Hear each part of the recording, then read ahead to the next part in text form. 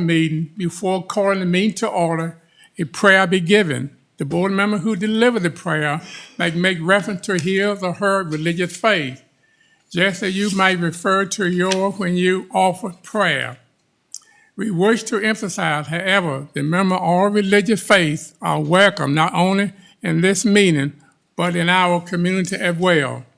The participation of all citizens in the process of self-government will help our Board of Supervisors to better serve the good of the people of Mecklenburg County. At this point, I will yield the floor to Mr. Charles Jones for prayer this morning. Bow your heads, please.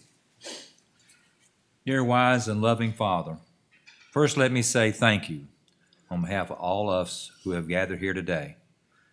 Thank you for your many and abundant blessings that you have bestowed upon us. Thank you for the ability to be involved in useful work and for the honor of bearing appropriate responsibilities for our actions here today. Give us the wisdom to govern amid all the conflicting issues of our times. And as supervisors of our great county of Mecklenburg, give us a true sense of the welfare and true needs of our people, for they look to us for the leadership to protect their homes, their families, and their community.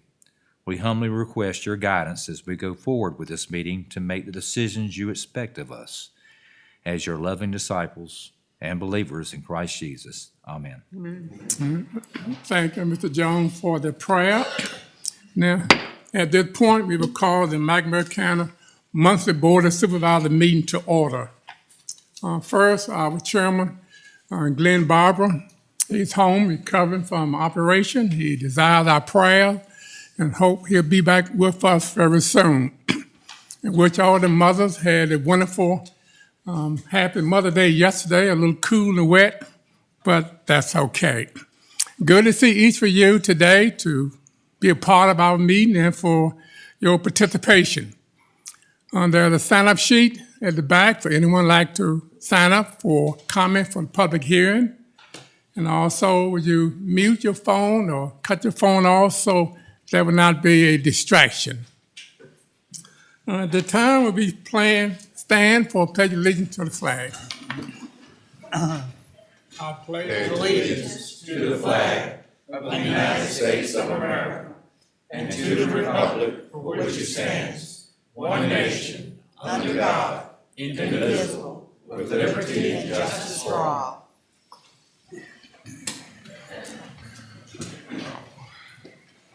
Next will be the approval of our April the 11th minutes. Do we have a motion concerning that? Mr. Chair, I so move. The motion by Ms. London that we approve the April the 11th, 2022 minutes. All those in favor of the motion, let it be known by a voting sign of aye. Aye. Anyone opposed? I'll have the motion carried. Next, addition or deletion. I do have one on the County Administrator report, which is addition on item 7J, approval of a plaque, preliminary plaque for Pine Lane lot. Board member, there any other addition to the agenda? That would be under 7 on the County Administrator report, which approval of a preliminary plaque. Hearing none, do I have a motion to approve the addition to the agenda? So moved, Mr. Chairman. There's been a motion that we make addition to the agenda. All those in favor of that motion, let it be known by voting sign of aye. Aye. One opposed, I'll have it, and our agenda will be approved. And next is the public hearing by Robert Hendrick. Give the floor to Robert Hendrick. You have an application by Microsoft Corporation to rezone from agricultural to industrial M1 to allow for data centers.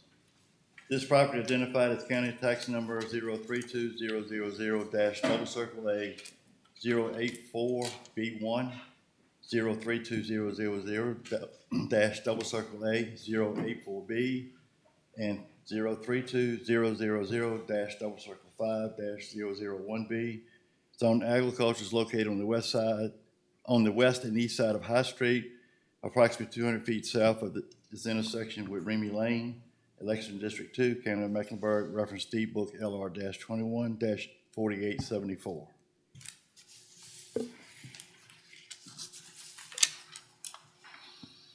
Okay. Anyone here to represent? Yes, sir. With regards to this project, this was something that we, last month, had a boundary adjustment and took this land back from the town of Chase City. It is unzoned, so now we're rezoning it to M1, which is compatible with the adjoining property owners, property that Microsoft currently owns. Mr. Cruz is unable to be here today. They be here. Okay. Any other question, comment concerning from the public?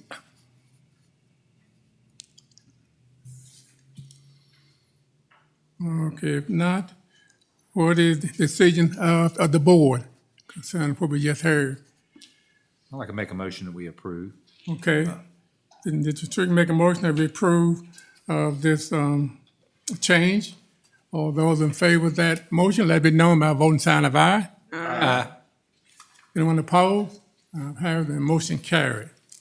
Thank you, Mr. Henry. Next. You have an application by Jonathan and Amanda Bowman for a special exception permit to allow for a second home.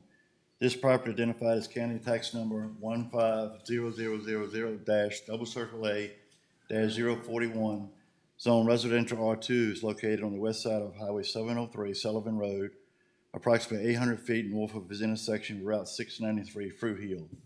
Election District 8, County of Mecklenburg, reference deed book LR-20-5250. Okay.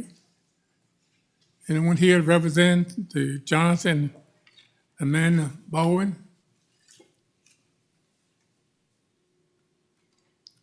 Okay.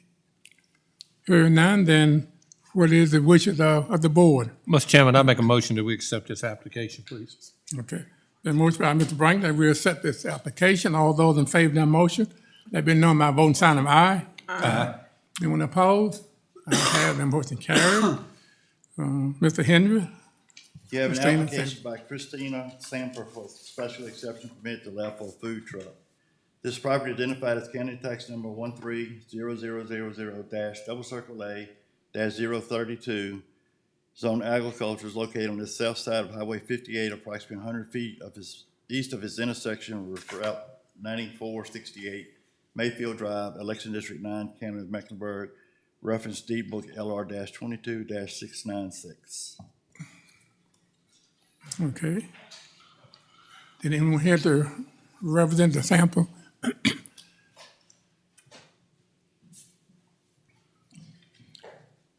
Good morning. Morning. My name is Chrissy Sampierre. My husband and I just purchased the property on 58 that Mr. Hendricks mentioned. We actually plan to live on the property. However, we do operate a food truck. It's called Blended Soul. We're currently in Appomattox, Virginia. We do travel around to events. However, when we're not at events, we are seeking a special use permit to open the truck on our property on times when we're not traveling. And we sell Southern Soul Food, and we are a self-contained mobile unit. So this would not be a permanent structure. And so we are just asking for approval to be able to open it during times that we are stationary. I did bring some menus, and I will leave them here if anybody wants to look over them, but that's what we're asking for today. Okay, then we thank you. Okay, and what is the wishes of the board concerning? It's in District 9. Robert, let me ask a question. Robert, is there any requirement for water or sewer on They're it? gonna have water and sewer. They are? Yes, sir. Okay. I think at the planning commission, they had one lady there that had some questions, but they addressed all those and I think got everything worked out fine. So I'll make a motion that we accept this application. Okay. Motion by Mr. Brinkley to accept this application. All those in favor of the motion, let me know by voting sign of aye. Aye. Anyone opposed? I'll have it, the motion carried and approved. Next, with public hearing on a solar ordinance regarding taxation of the project under 5 Microsoft megawatt. I'll yield the floor to County Administrator, Mr. Carter. Yes, sir. Currently, our ordinance does assess each megawatt at a $1,400 annual tax. There is no escalator clause, though, because at the time we adopted this, there was not allowed by law. There is now a law that has passed the General Assembly that does allow the escalator, which is we increase it 10% every 5 years. Also, our original ordinance did not tax projects 5 megawatts or less. We will also be taxing those at the 1,400 megawatts, 1,400 per megawatt, and the 10%. So Wayne, you might want to mention the storage facility. it does also add, currently, we do not have any, but it also does allow storage facility, that's the energy storage system, so that those would be taxed at the same rate as a solar facility.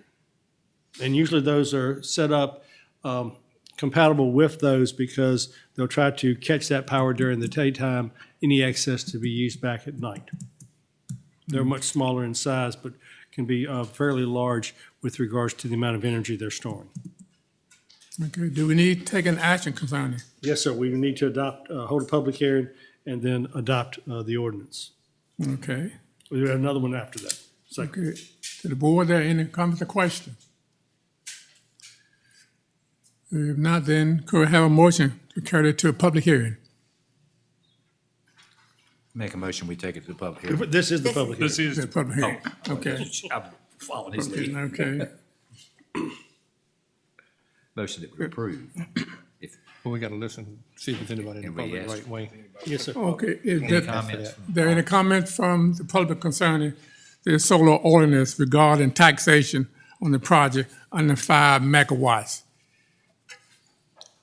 Is this to cover like, people that have home solar? Yes. No. They're exempt. They're exempt. Okay, any other comments or questions from the public?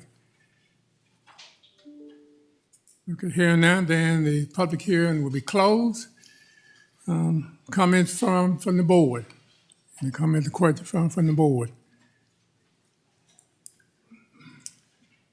Okay, hearing none, then could we have a motion concerning this solar ordinance? Make the motion. Okay. The gentleman make a motion that we approve of this ordinance for 5 megawatts.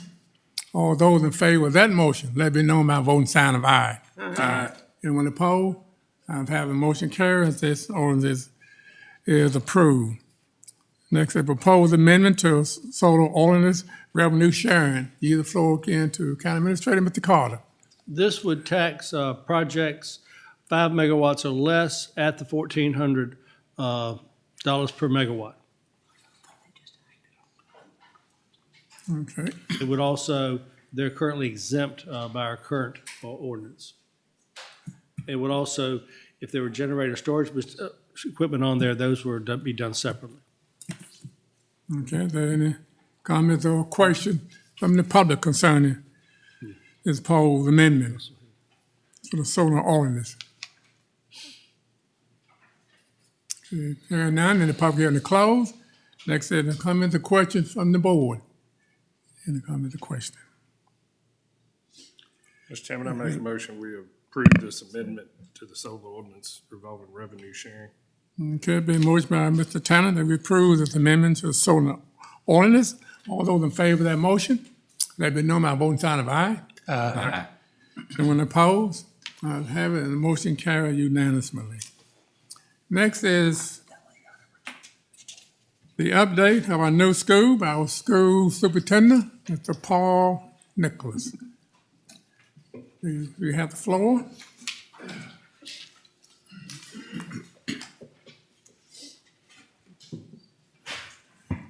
Thank you, Mr. Chairman and members of the board. If you give me a minute so that I can get this hooked up as we usually do.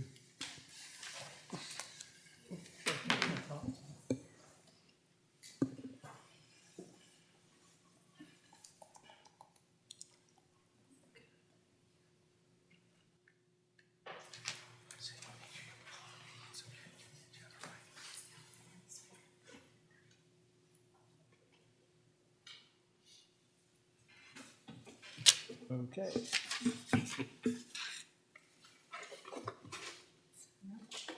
Just take it. All right. Here we go. Actually, this is a pretty exciting one because we're getting to the place where we're seeing some significant things develop. So you recognize, where'd it go? Still working. Nowhere in France. A lot of people. Not moving to France. You crying guy. You did.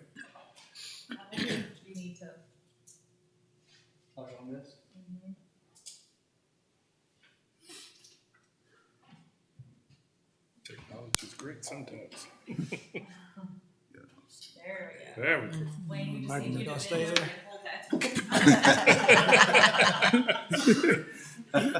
We'll call you when we need you. I've done the technical part here, now I'm done. Okay. So as usual, we're doing the overview of construction, the schedule, the budget, and the progress photos, which are very nice this time. Current progress, the ceiling cover inspections have started. That's internal to the building. The tab, and I'll be honest, I'm not real sure what the tab is, but it's in progress. So we're very Installation of permanent fixtures is going on. The CTE equipment is being installed, so basically we're beginning to move various academy programs. You'll see a picture of what the auto lifts. Cloud systems in the hallways, it's covering all the wires and whatnot, as well as in the auditorium. Installing the casework for various classes. The artificial turf field is being installed. It is beautiful. You'll be seeing some pictures of that. We're very, very excited about that. The terrazzo and the resinous floors installation are ongoing at this point. It's actually getting through all of the rough things, and then we'll begin to go back in and do some sanding so that the color will truly come out. The gym floor wood has been sitting for a while in order to get used to the climate of the building. It's now being put in and being installed. That's very exciting. The stadium grandstands on the main field are going in. There'll be seating for 2,500 on the home side, 500 on the visitor side. The fuel station construction is complete. That's down at the bottom of the hill, as you'll see, and important, of course, for our buses. And then you'll see that we're putting some trees in. It's interesting, the only thing that I know of that has been reported being stolen on site is a tree after we got the tree in place. So, go figure. So anticipated completion dates from the schedule is still August the 1st of 2022. So we're still planning, having our grand opening on the 4th. Notable upcoming dates, completing the kitchen flooring on the 13th of May, completing the high school football field installation on May the 18th, completing the wood gym floors on May the 20th, installing kitchen equipment on May the 23rd, and completing the middle school wood gym floors on June the 22nd. So very important things being completed there. Construction budget is now at $108,209,653. That's actually a reduction from last month, so we're very thankful for that. And owner direct purchase process is nearing completion right now. The only things that we have left that we would be purchasing through the school division, which saves a considerable amount of tax money, is the auditorium seating and the bleachers that will be going out this week. So the aerial views of the site are always about a month behind. When you look at this picture, it's coming in from April.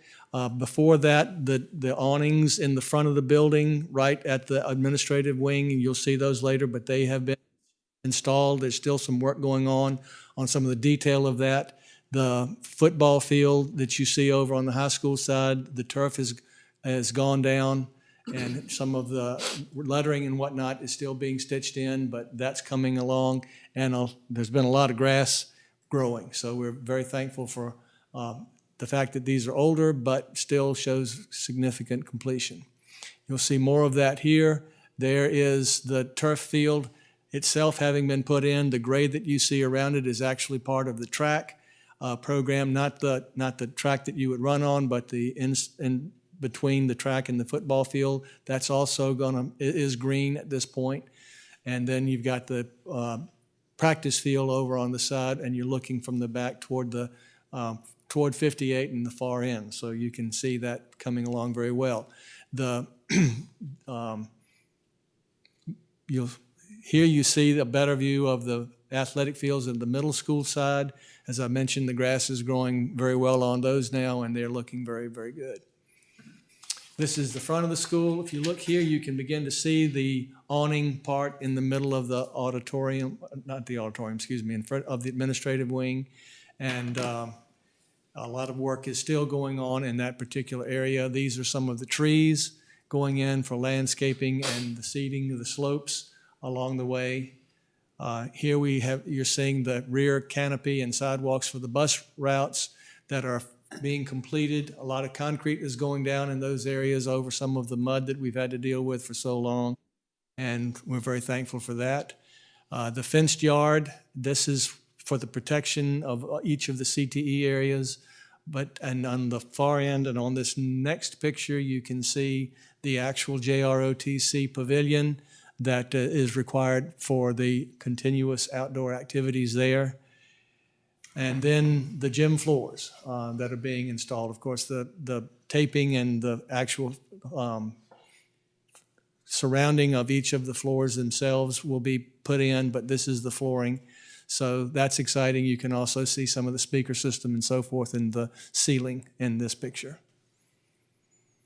Then the casework being installed, this is one of the science labs, and all of that data, all of that equipment is going into the schools.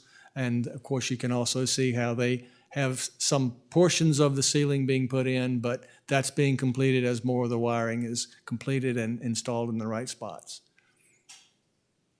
These are the grandstand footers that have been poured. This is out by the field as well. Again, this is so that the stands will be secure as they sit on top of rock. It'll be a very firm foundation for that whole area, and we're very, very thankful for that. And then here are the auto lifts in the CTE area that are being put in place. Similar items are being placed in as we are able to either put in the new ones if new ones are necessary, or moving them from the schools that we have now, equipment that's there. This is part of the terrazzo floor coming into the high school as it's being put in there with the Phoenix. Very, very beautifully done. And again, as that's completed, it will be sanded and it's going to look very good. And then another picture from the football field taken with the drone rather than the airplane, so that you can get a sense of that. Again, if you were to go over there now, you'd see you would see Mecklenburg put in on the red on one side and Phoenix on the other, and then the lettering for the fields that are going in. And a little bit closer view of some of the lettering part being put in.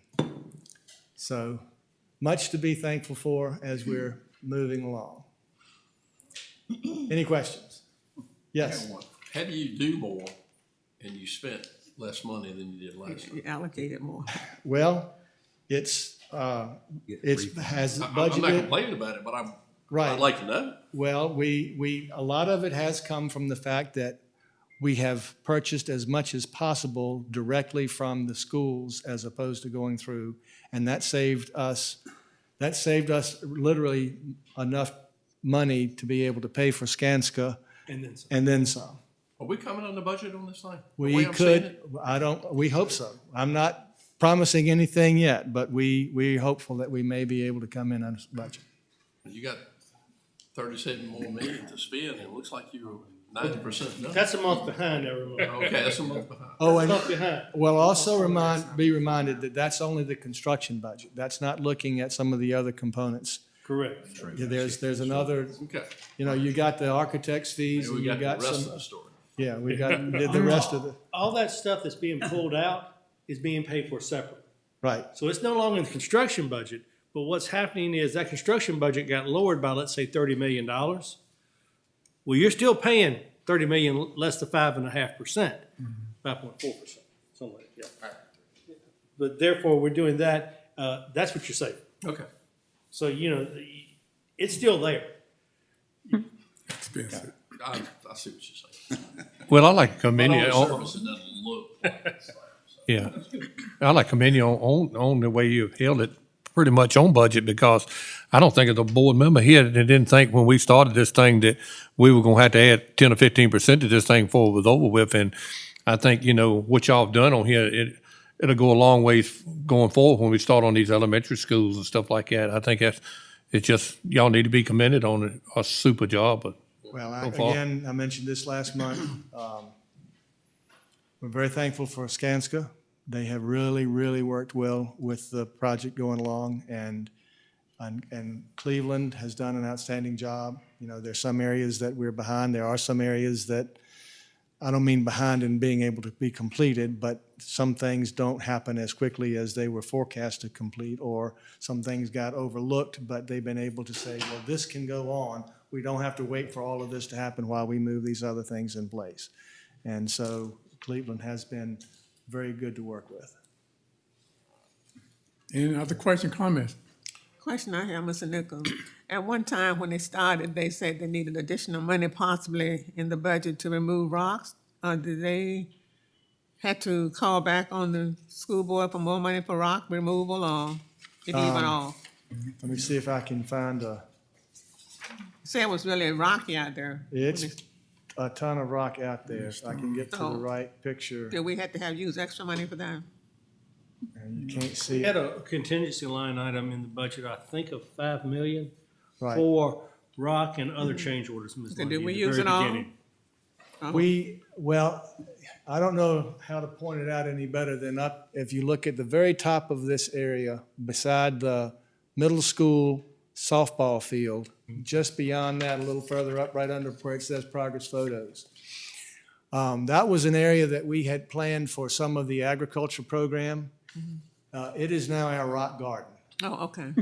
It has tons of extra rock that we've had to pull out from that vein that goes practically from the dam, and we don't even know how far it goes beyond the dam. We just know that we had to pull a lot of it out of there. So it was cost that was involved in it, and as Wayne has said, there was a contingency fund, and part of that's been used to be able to take care of that, but it has not caused us to be over budget. Oh, okay.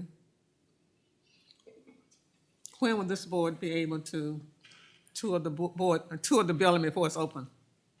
Hopefully in June. Okay, thank you. We have a goal right now for the police department, their deputies, our SROs, some of the state police and emergency persons to be able to go in for a bit of a tour the end of May. And then our teachers are chomping at the bit, so we're going to try to provide a little bit of access early June for them. But as soon as we can, as you can imagine, you see a lot of completion on the outside, but in the academic areas, there are miles and miles and miles of wires that are having to go in for all the technology that has to be connected, and that takes a lot of time, and then lights and sound systems and all those types of things. So it's still a lot of work to be done. Okay, thank you. And we appreciate all the board's support in continuing to work with us and getting it done. Anybody else? What are the plans on the corner at 58 right there, where they've been parking everything? Just a grass area right on the corner? It's a grass area. One of the things that Microsoft has worked with us on a lot is on the environmental piece. And they've contributed to the county, the Better Blocks programs and things of that nature. We've had some conversations about that being an area like a park that people could, when we have events, things could use that area for some of those events.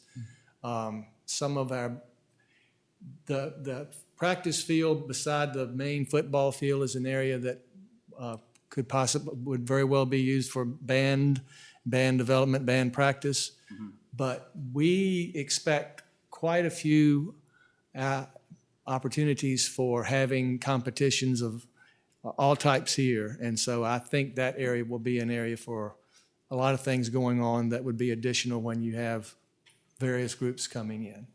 It's going to be well used, as well as we think You can't tell from these aerial pictures, but on the far side between the actual middle school teacher parking lot and the athletic facilities, that's a 30-foot hill. Some of you probably already noticed that. And it's got that one field that's identified as a practice field, but closer to Highway 58, there's that other larger field that we're not necessarily looking for some athletic practice, but it's a huge area, and there's much that can be done in that with that slope as well. So, anyway, we're having some great conversations about it. Thank you. We want to thank, no question, thank Mr. Nicola for the progress being made. And thank her each time they said they're on schedule and on budget. At the end of the day, it'd be nice if you could say that we came in under budget. No problem. We want to thank you. We like what we see each time we pass by the new school. Next, a public hearing. Mr. Carter, do we have anyone that's signing for public comment? No, sir. We do not. Next is the Budget and Finance Committee meeting. And hope each person has a copy of that report.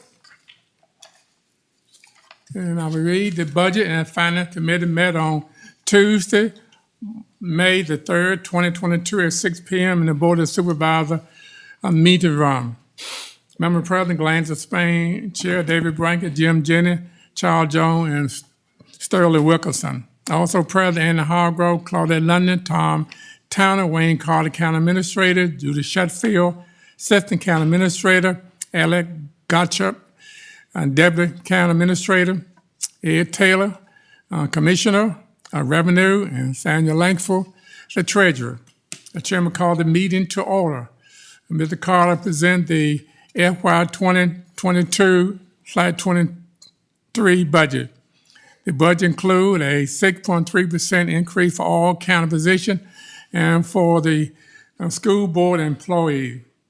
There are increases in the fuel and 7 new positions have been added. With the county taking over the rescue in 2023, the Emergency Service Department is added to 2 full-time positions in July, a staff supervisor by spring, the 23 provider by June. Therefore, the greatest increase, the size and the scope of the department. And 2 additional 911 dispatch are included in the proposed budget, as well as 3 full-time positions at the Lane Field. Additional funding was added to the RRSA, Roanoke River Service Authority, and the YMCA during the work session. The staff has proposed that the budget take a $1 million in surplus funding and set aside to pay for the increase in personnel need to support the 2 rescue squad and the FY 2024 budget. The county having a salary scale performed and a $205,000 is being set aside for mid-year salary adjustment. The final staff is proposing that the board take the additional revenue from the increased personal property value and use these funds to pay for debt service at a new elementary school. This will allow the school instruction renovation to be moved up 4 years in the CIP. The board agreed with the proposal and wants the staff to finish preparing the budget with the above recommendation changes. There be no further business. The meeting was adjourned. Okay. Hearing that, next, I will yield the floor to Mr. Carter concerning the budget schedule presented. And Yes, sir. We made the changes as requested to the 3 different departments. Okay. We also have put the numbers in for the $3.38 million in debt service, the $1 million for Rescue in the Future, and the $205,000 and some change for the salary scale study implementation. The budget is now in balance. Sandra and I have gone back through the numbers, so we're ready to take this forward.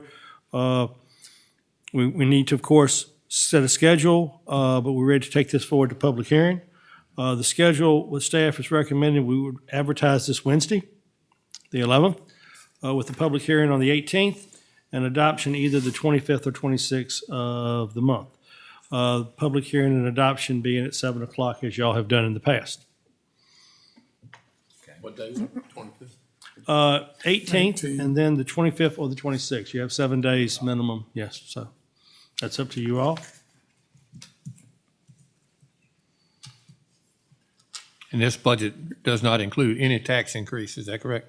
Correct. Actually, we're going from 42 cents to 40 cents on the real estate and keep personal property the same as it is. The increase in values we would use for the new school. And we'll have a presentation on that following by R.T. Taylor with Davenport, and we'll go over how we're proposing to pay for that with regards to that. I think some of that was gone over Tuesday night by Alex with you all on how to use the 3.38 with regards to that. So we need a motion to set the dates. To set the schedule, the 11th, 18th, and either 25th or 26th, that's up to you all. So move, Mr. Chairman. Okay, Which day on the public hearing? 18. The 18th is public hearing, the 25th or 26th on the adoption. 25th. That's a Wednesday or Thursday? I'm gonna make whichever one work. 25th? 25th it is. 20. 11th, 18th, and 25th.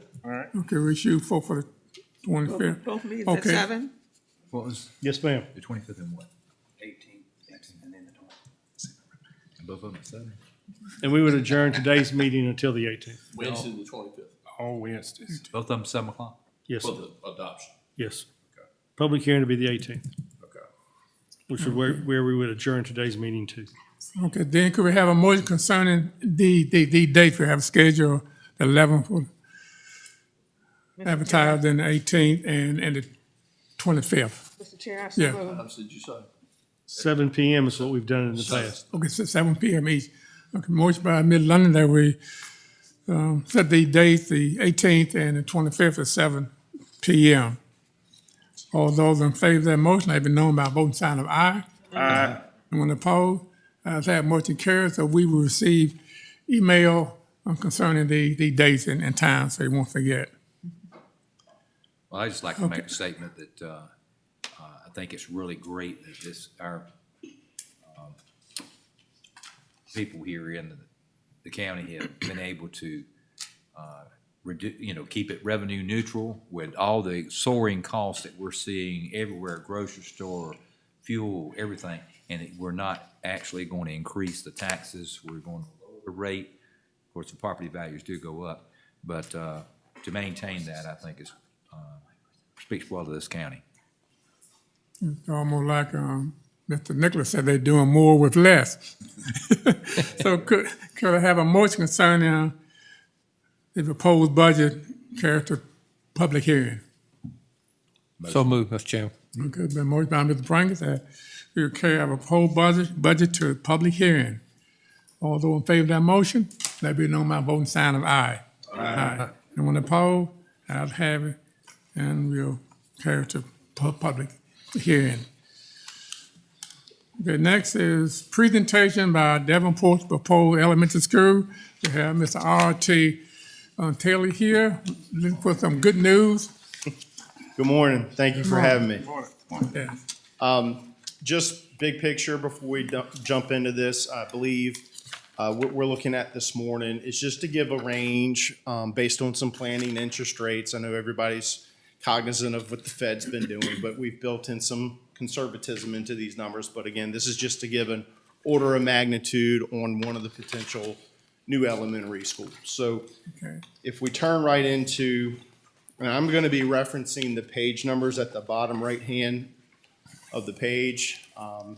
So page number 1 is just giving you a preview of what we're going to be speaking to, the topics, give you a little bit of perspective on your existing debt profile, and then jump into the amortization schedules we were requested to run, and then provide additional perspective on how interest rates are trending, and maybe talk about some next steps. So on page 2, you should see a graphic on your left-hand side. Big picture, this is your current debt portfolio As you can see, and these are sort of the key important ingredients or considerations for you, that over the next couple of years, you've got a couple series of obligations that are stepping off. They're retiring, they're maturing. And so to staff's comments, that may be an opportunity for us to layer in the new elementary school. So you can see the 2003, the 2006s mature between fiscal years 24 and 27. And then you've got some other debt that's going to be staying online until about 2039. And then you have another material step down in debt service. On page 3, based on the conversations we've had with county staff, we're looking at an estimated project level of roughly $40 million. We have identified some potential other one-time monies that might be used one way or another, either to reduce the size of the borrowing or to use it over the next couple of years as we step into some new debt service. Okay, and that'll help us shave the peaks. And again, trying to get to that drop down in 24 and 27. We have several options available to us when we go out to get a financing. Once the county board decides we're going to move forward, we can assess what the banks would provide to us. We can go out into the public markets on our own. We can use what we've done before, and that's go through the Virginia Public School Authority pool program. Or there's some other federal state lending programs. So as the path becomes more clear, we can further refine the analysis. At the very bottom here, we wanted to give you a summary level of the scenarios, the options, and the amortizations that we're going to be looking at on the next several pages. But again, one of the key concepts here is, do we go ahead, if the board is moving forward, and lock in interest rates this fall, or wait till the project evolves a little, lock them in next spring? Or is there an argument to be had about maybe going ahead, if we know we're going forward, lock in a substantial portion this fall to take some of that interest rate risk off the table, and then get our completion funding next spring? So that's what we're referring under there, under number 3, as the blended approach, okay? And we're gonna be looking at 20-year, 25-year, and 30-year amortizations at planning rates of 4.5%, 4.75%, and 5%. And just a question, we do know the interest rates are creeping now. We don't know how much it will creep in the future. That's why you referred to, maybe we should do something in the fall. That's right, yes, sir. And I've got a graphic in a couple pages that I think will be helpful during that discussion. We can, actually, if you want to right now, let's flip to that. I think that might be a good conversation to have. If we go to page 6. Which page? Page 6, bottom right-hand corner, page 6. You should see an interest rate graphic on each side of the page. And I'll just step through this pretty quickly. On the left-hand side, that's what tax-exempt interest rates have been trending over the past couple decades. So you can see we've gone from upwards of 6% all the way down into the 2.5% or below range. So historically, we're still at favorable levels, okay? Now you will notice on the right-hand chart, we've blown up basically the past, call it 7 years. And you can see just in the past few months where the Fed's actions have resulted in interest rates stepping up. So the markets are starting to price in the Federal Reserve Board's guidance on what their plan is over the next several months. So we would expect to see maybe some additional upticks in interest rates per their guidance by the end of this calendar year. So one of the thoughts, again, going back to the idea of a blended approach, is something we've done before in 2017 and 18 related to the high school, is if we know we're moving forward with the project, we may want to go ahead and take some of that interest rate risk off the table, okay? So I'm gonna back up just a couple of pages to page 4. And again, this is to give you an order of magnitude for annual debt service, given the $40 million borrowing level. We'd be roughly $2.5 to $3.1 million in annual debt service, whether you amortize it over 20 to 30 years. Of course, what's the trade-off? If we're amortizing it over a longer period of time, it's to make it more affordable, minimize the impact on the budget. That trade-off is that if you're pushing out debt, it's costing you more in interest expense over time. So you can see for each scenario, we've got the annual debt service starting in line number 19 and running down through line 49. And at the bottom there on line 50, we have the all-in debt service for each scenario, okay? And on this page, we're borrowing $40 million.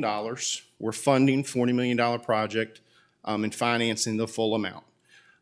One concept that we mentioned just a few minutes ago on one of the earlier pages is that we have about $3.5 million of funds, one-time monies that we may want to apply to these projects.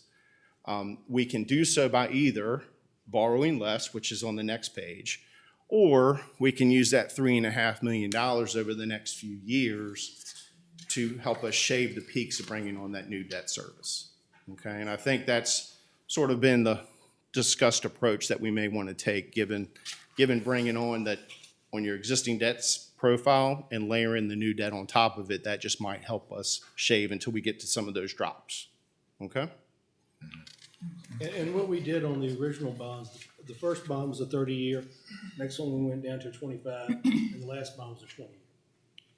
So you kind of see that with your, the previous graph that showed the layering of the debt service, you see that in there.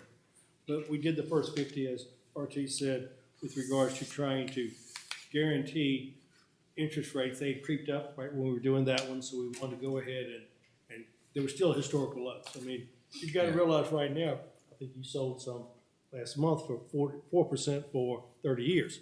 That's right.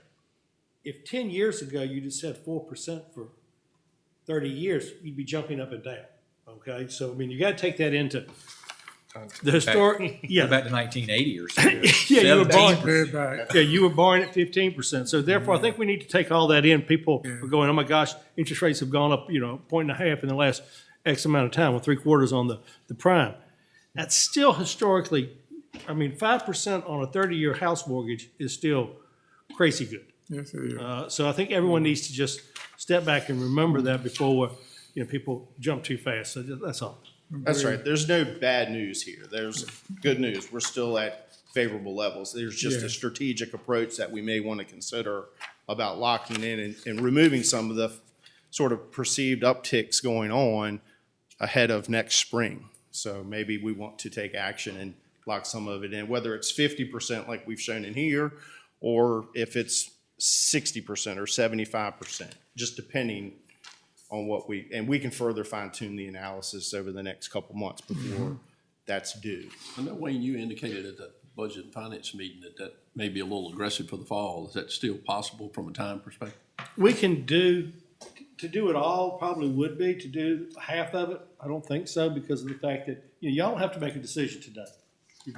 We don't have to actually sign up for Vpsa till August. That's right. You have until the end of August, and there's a chart back here that sort of gives you the big picture timing.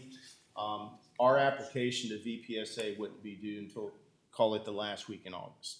And then you would take your board actions to whether we're in or out of the pool around the, call it late September, early October timeframe to let Vpsa know whether you're in the pool or not. And take it one step further to address your question, if you know that you're proceeding with the project and you know it's going to be roughly $40 million, we have, in fact, last year, the year before, we did this for another locality. They wanted to go ahead and lock in 90% and just get whatever little piece at the back end that they needed to do the completion funding, but they took a substantial portion of that interest rate risk off the table. And you could do a 30 billion instead of a 20. I mean, is anything in there 25, so that you have a smaller. The only difference is you're going to have another debt service payment, but it's still going to equal out to the same thing. I mean, as long as it saves us money in the long run. Yes. And this again is when we did the first initial borrowing was the same thing. We wanted to lock ourselves in and guarantee that rate increase didn't keep going up, because it was in that time frame when rates were going up a little bit. So we locked that in, and it's the same thing here. It just gives you some security. Okay. And we just use round numbers on this stuff because that can always be adjusted by RT and his group as we get closer and come up with amounts.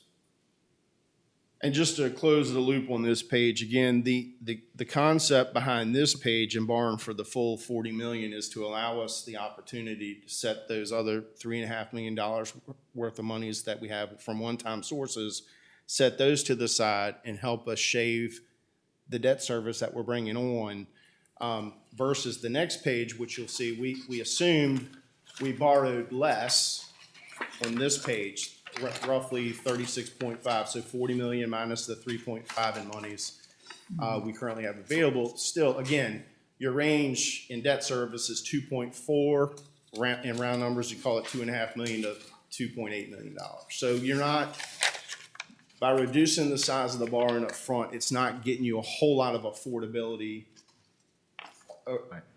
between the two scenarios. What it is doing for you, the $3.5 million will help you grow into that debt service a little bit better. I think that's the more strategic approach. But again, we'll refine the analysis as y'all determine the path forward and the process evolves.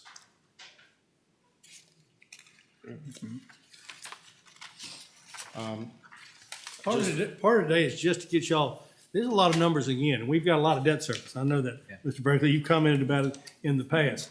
But one of y'all's concerns was also everything's gonna have to be redone again in X number of years. So we're looking at different timeframes on that. I'm not sure that y'all wanna go past the 20 years at this point because we feel like we have the debt service, but that's a board decision, not a staff.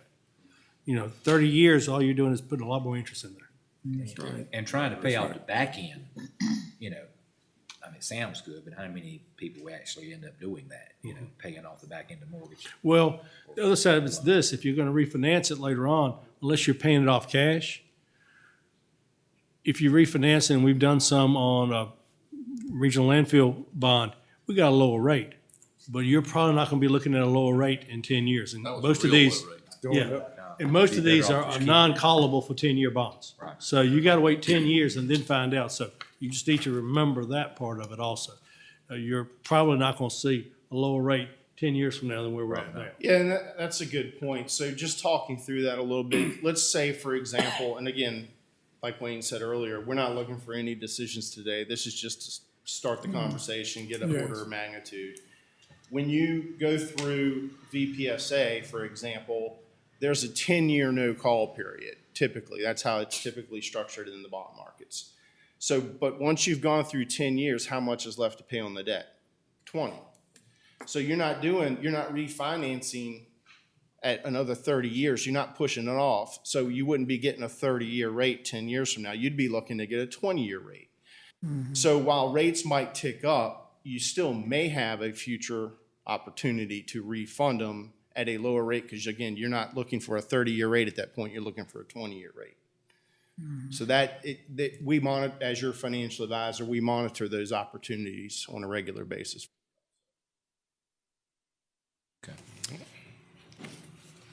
Okay. And just to close it out on page 7, this just gives you a little bit of the timing for the VPSA pool structure. Again, the application for the fall pool would not be due until the late August timeframe. Late September, early October, that's when the VPSA folks would like for you to indicate whether you're in or out of the pool so that they can prepare to go to the market and they know who's participating. And then you'd have your money in hand, at least substantially, if we took the blended approach, to start your project, pay for design, engineer, et cetera, and get the project going. And then once the numbers are all final and in, we could go back and capture the balance of the funding needed. Okay? Thank y'all. If y'all have any questions, I'm here for y'all, so you just tell me. Okay, any questions for Mr. Taylor before he sit down? We started preliminary, looking at numbers and thinking. Wayne, did you say we had to decide on some today? No, sir. No, sir. No, I want y'all to realize, if you go back to down page 10, you owe right at $120 million on debt service for schools. That does come down, and you see the payments is how it goes down. And if you, One page. yeah, go up one. Oh, Yeah. printed page. Yeah, there you go. So that kind of gives you an idea of how much you're looking at over time. We don't get a large step down. It's we're about 350 for both the 2024 bonds and the 2027 bonds. So you don't see huge decreases until we get well down in it. And then you've got the rates in here. And just part of this I want to go over. You can see what we're paying. Historically, I mean, on the 2003 bond, we're at 5.1%, basically 4.6 on the 2006 bonds. You go up on that first 50 million, we borrowed at 5%, basically. It does decrease. That depends upon who's borrowing, as RT and them always explained to me. And what they wanted is that rate of return the year that they were looking at taking those funds. And you've got, the last bond we just did was the 2.9, straight across, okay? But, so, the 4.5% from a historical standpoint on what you've got on record is not out of realm at all. Just want to make sure everybody doesn't get lost in that. We're paying 5%. Oh my goodness. Well, you were paying 5% 15 years ago. So we just need to remember that for everybody's perspective. And we were happy that we got 5% 15 years ago. So that's just, that's all. All right, thank you, Mr. Taylor. Thank you. That we get a chance to look at and think about. We do not want to overload ourselves with debt. We have a lot going on, a lot we need to do, but we want to make sure we can afford it. Do not want to leave a too heavy burden on our next board, such as Mr. Wilkerson. And watch that. I agree. Okay. Next is Joint Education Committee, Ms. London. Yes, thank you. Wednesday, May the 4th, 2022, Joint Education Committee meeting. Minutes of the Joint Education Committee meeting held at the school board office in Boynton, Virginia on Wednesday, May the 4th, 2022 at 5:30 p.m. The meeting was called to order by Claudia Lundy, Chair. Roll call. Mr. Glancy Spain, District 2, Board of Supervisors, absent. Ms. Claudia London, District 4, Board of Supervisors, Chair present. Mr. David Brankley, District 8, Board of Supervisors, present. Mr. Wayne Carter, County Administrator, present. Mr. Lindell Palmer, District 4, School Board, present. Ms. Dora Garner, District 7, School Board, present.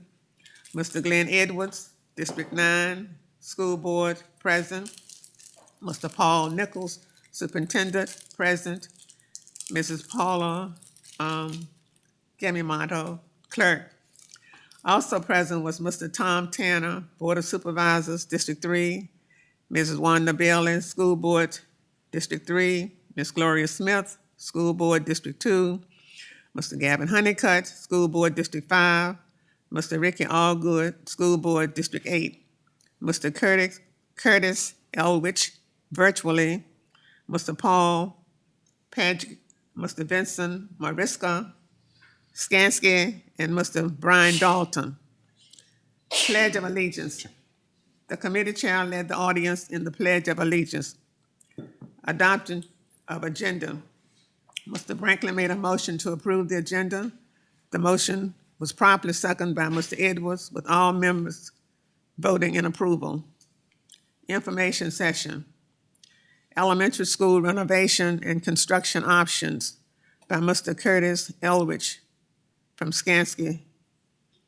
Mr. Elrich provided a presentation to the committee regarding the process for the construction and renovation of the 3 elementary schools. The main topics of the presentation covered the current condition and needs of the 3 elementary schools, cost escalation, labor shortage, supply chain issues, and delivery message option.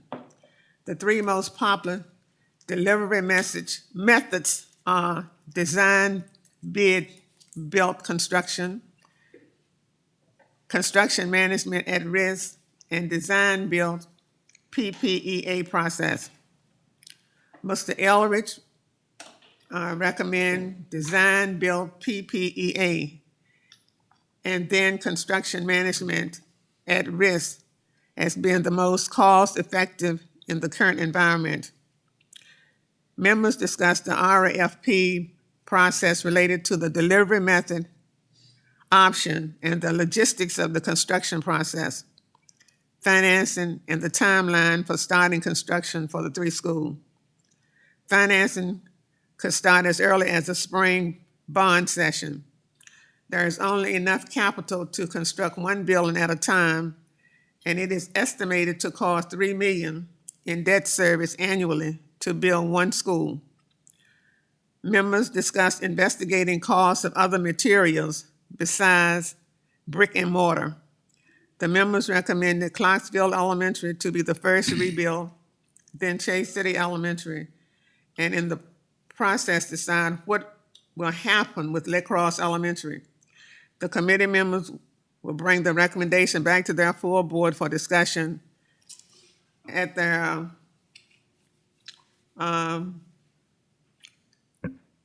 next meeting. Ms. Garner made a motion to adjourn the meeting with the second by Mr. Brinkley. All members voting yes to adjourn. The meeting adjourned at 6:31 p.m. Chair Claudia Lundy, Clerk Paula Galamatio. Thank you. Also, the presentation is on your iPad. If you have not read it, you can look on there. The presentation they had for our committee meeting. And if you have any questions concerning the building part of it, you can ask Mr. Carter about it. I'm not an expert in building, but the other part I can answer for you if you look on there and read it. You may not have had time yet, but if you want to do so by the next meeting time. Are there any questions? Any suggestions? And I want to thank Ms. London for the report. Every looking at the elementary schools, borrowing money, so all that go hand in hand as we work closely with the school system to make this happen in a timely manner. Okay, I just have one question. We did talk about renovating the 3 schools. We had certain orders which we proposed, and it was Chase City, Clarksville first, then Chase City, and then La Crosse was a question whether to rebuild or to remodel. Does anyone want to speak to that at this time? Does anyone like to speak to that point at this time? Ms. The Leonard, order. Okay. the only thing I would say, I think it was discussed during that meeting too, the possibility of relocating La Crosse somewhere within the La Crosse area, just from the fact that La Crosse has got to have water upgrades and sewer also run to the school if it stays in the current location. But also the discussion, I think, will happen with the school board also if they can decide on what they want to do with La Crosse early on in this process, they'll know what they need to do with Parkview also. If they decide we're going to rebuild La Crosse at another location, then the surplusing of Parkview can move along forward because those students can continue to stay at La Crosse until such time as a new school would be built. And I think that's, for the school board also, it's cost savings for them for not having to maintain that building for a number of years down the road while we work towards completing the ones on the other end of the county. But I think that was the biggest thing that I took away from it. And also, I think that I wasn't there, but I do think when we're looking at the residual and to remodel versus new construction always outlasts the remodeling because there are some things that we miss. And from the experience of Clarksville Elementary, when we built the gym, then we forgot the sewage system. So then later on, it cost a bunch of money to redo the sewage system. Also, you have to understand or either relate the building material, which one that best fits the elements and the conditions, surrounding conditions. There's no need of putting up 10 when in 20 years you got to replace it. Brick and mortar is probably always the best one to go that will last 60 years compared to 20 years. Yeah. I think one of the things they were looking at was tilt-up concrete walls. It's much faster and, from what they're seeing, cheaper to construct Okay, but versus that. That's probably that. versus the standard brick and mortar. It's so difficult to find masons anymore to begin with, and they've seen it that issue has been amplified with the size of the high school project, that they're looking at other building materials, not something like a metal building, but something like a stand-up concrete walls. It was, we did build, when did we build on the last new of those schools, Wayne? The additions, Said it wasn't. There was a portion built in 2013. Yeah, and then you're talking about maybe destroying or getting rid of the old that was built in the sixties or something, getting rid of that and keeping the old and building back just to that, so. And Wayne, I know this, some of the school board, really wanted to build all three at the same time. Of course, we explained there was not enough money to do that, but, I think it's important, it's good to us to stagger them just because of the debt service right there, that we don't have all this coming due and doing it at one time. For future generations, to stagger them all out is a plus for the future generations too, I think. yes, sir. I mean, if you look, you're going to have over the next 6 years, 2 of your debt services coming off.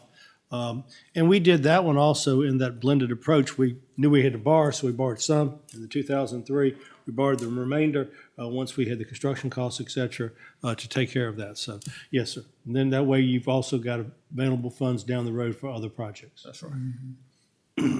That's why we've kept also some of the debt services in different schedules. They all kind of coming in at one point in time. I mean, if you wanted to, RT and them can look at something less than a 20 years if that's what you wanted. 30 is the maximum, but you can go in whatever y'all want to and feel like you're comfortable with. So that's just something. But yeah, if you did the 20 years or 25, whatever, that's the standard runs. I'm just happy we can move that 4-year time period up to a lot closer. And, when we start talking about maintenance at Bluestone High School, delaying that for 4 years and maintaining that facility, it just isn't cost effective, and just makes good sense to go ahead and use it while everything's in working order. Right, as Brian said, 1 year empty is one thing. 4 years empty is much more difficult. The reality is, if we had not had this, the valuation change with regards to personal property, we would probably be looking at a 4-year period. Right. I mean, that's just the reality of what else was happening that we've had. We've been very lucky with the growth we've got. Yeah. Any other question or comments? Thank you, Ms. London, for the report. Okay, good. To say one other thing. What message should we send back to the school board? They're waiting for an answer from us. Put it on to the next meeting, We'll ponder what Mr. Taylor had to say and how quickly we want to move, 1 or 2 or 3. Maybe at our next meeting, we should give time to absorb this. Okay, that Yes, sounds good. maybe They next meeting. said in our last education meeting, they want an answer back, okay. And we also need to know from them what they want to do with La Crosse Elementary School in the meantime. So next meeting, we will get back with the school board after our June meeting. After June meeting. Yes. And we look for some conversation from your board on what you want to do with La Crosse Elementary School. Thank you. Okay. Next is Mr. Brankley, the Secondary Road Committee. Yes, sir. The Secondary Road Committee met on Monday, May 9th, 2022 at 8 a.m. in the Board of Supervisors Conference Room. Members present, David Brankley, Chairman, Claudia Lundy, Glancy Spain, and Sterling Wilkerson. Also present, Charles Jones, Andy Hargrave, Tom Tanner, Wayne Carter, County Administrator, Judy Sheffield, Assistant County Administrator, Alex Gotcha, Deputy County Administrator, Kevin Smith, VDOT Assistant Resident Engineer. The chairman called the meeting to order. Mr. Smith reviewed the current 6-year plan. In the past, VDOT has used a cost of $155,000 per mile as a construction estimate. They now have seen prices increase and feel that a better cost estimate would be $185,000 per mile is required. The proposed additional funding for the plan is $406,000, and VDOT is recommending that these funds be allocated to the existing roads on the plan. Therefore, no new roads will be added at this time. He stated that it will coordinate the need public hearing and resolution. Upon a motion by Ms. Lundy, second by Mr. Spain, the committee unanimously recommended that the additional $406,000 be reallocated into the existing roads in the plan. Mr. Franklin asked Mr. Smith about adding the private subdivision road in the Oak Hill subdivision to the state highway system for maintenance. Mr. Carter and Mr. Smith reviewed those requirements and the fact that these roads must be up to VDOT standard prior to the VDOT taking them into maintenance. Mr. Smith will send a staff a link guidance for the method to be added to the county website. Mr. Wilkerson questions what additional work is being done to improve the safety on Baskerville Road. Mr. Smith said that a traffic study will be performed after the road has been surface treated this summer. Additional signage and other improvements will be made as needed. There being no further business, this meeting was adjourned. And I did send Jeannie that link to go onto the website, and I think she's taking care of that. Any questions concerning the 6-year plan? No, thank you, Mr. Brinkley. Next, for the county administrator report, Mr. Carter. Yes, sir. You've got the building permit report. Again, we had an excellent month with regards to new houses. Construction is still steady and way up. Zoning administrator's report. Any questions on that? E&S plans still continue to increase. You've got the animal warden's report, as well as the sheriff's incident report. And his citations, almost 400 citations were given out between traffic and summons. Any questions on those? Mr. Smith's here to do VDOT's report. I won't take his thunder since he's waited. Patiently. Thank you, Mr. Smith. The public would like to hear what you got to your report. Yes, sir. Good morning, everyone. Y'all got our package, our update in y'all's package and stuff. Just want to hit on a couple topics. Before the next board meeting, we'll be in mowing operations out on 58 in primaries and secondaries. We'll be cutting site distance as needed. So we'll be handling those complaints as they come in and taking care of them. Surface treating in Mecklenburg County is scheduled to start in June. And if y'all been down Route 92, you notice that the lane closure's in for the bridge closure up there. Construction scheduled to finish up in August of 23. That's all I've got unless you got anything. Hey, I see you putting road pipe in on 660. Yes, sir. How's that coming? How long is that? We're doing good. We're moving on schedule. The road pipes are going in. We're hoping that if we got 5 good days this week, we can finish up the road pipes. Then we're going to be cleaning up the shoulders and ditch lines and stuff. This week I'll be reaching out with the FDR contract, that full depth restoration contractor, and getting him on notice to come on in here just as soon as we can. We are dealing with, we've got 3 different phases in this. We've got our work that's got to be done first. Then we got the FDR contractor, and then we got the paving contractor. So just trying to get everybody organized on the same sheet of music and get this project knocked out as quick as we can. I hope so. Looking forward to when people can drive down that road and drink a cup of coffee at the same time. Yes, because they can't now. Mr. Chairman, one thing I did want to say, I mentioned that we always hear the complaints from the public, but I did want to give VDOT kudos. I did receive an email from some residents down on Black Ridge Road near Newell Road that they were very appreciative of the litter pickup and the cleaning up of the sides of the road. And so just want to pass that on. Y'all sometimes only hear the complaints from one side. So when you get acclamations, you want to hear that too. So. Yes, sir. We appreciate that. Kevin, I saw that you have work crews out from Camp 4. Yes, sir. In the last couple of weeks, I've seen the truck go by my house, so I was happy to see that. Yes, sir. We are getting one gang out right now. So that's I saw positive. I saw the bus. Yeah, that's an improvement over the last 2 years. That's the first time you've had anybody leave that place for over 2 years to go out. whether it's digging on ditches, picking up right away, cutting bushes back, anything. So that's a good sign. Yes, it is.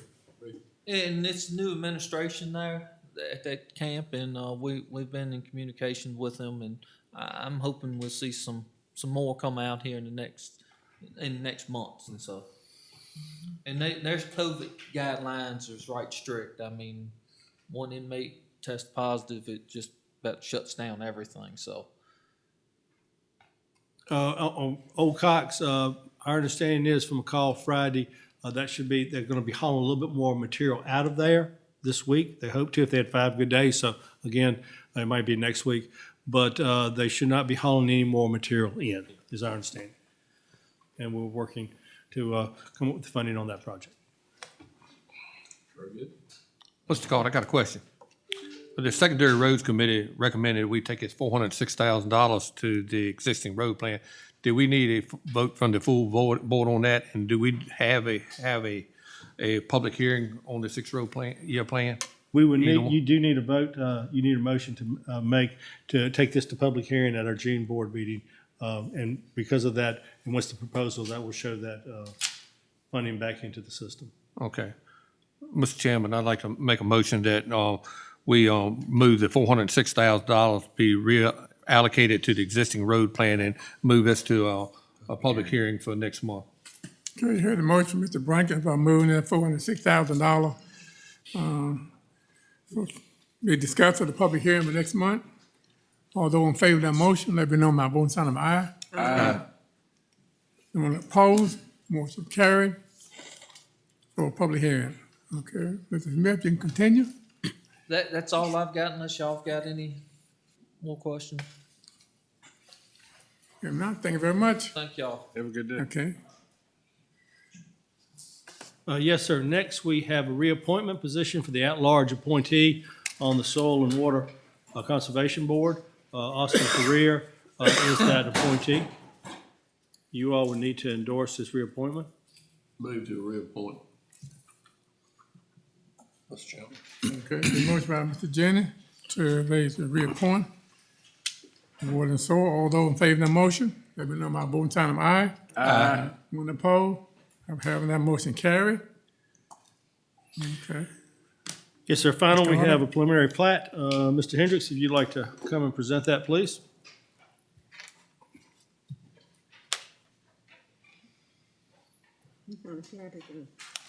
For, no, it's some lots. Oh, okay.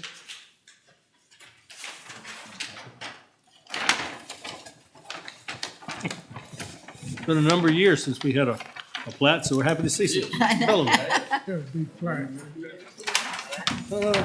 Probably since before the Great Recession, to be truthful with you, sir. Yes. I was thinking back about that, so it tells you, 15 years. But we had a lot of development prior to it. So with that said, you had a huge amount of subdivisions we approved. Where is this?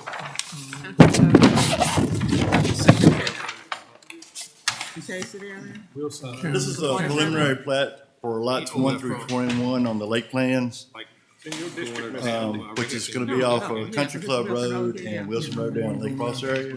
Yeah, It's a total of 21 lots. The largest lot is 7 acres. VDOT has suggested with that many lots being that close together to use shared driveways. I've also talked to the developer, and they may be changing the size of the lots to do away with the shared drives. But this is just a preliminary. They're still doing soil work and overlay adjustments before the final plat comes in. And like Wayne said, I don't think we've had one in 6-7 years. Longer than that. It's been a while.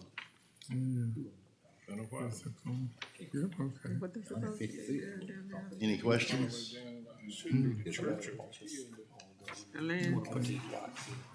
But there's so many that go share driveways. They told me possibly redo it. Different because you had to share driveway. I'm trying to figure out.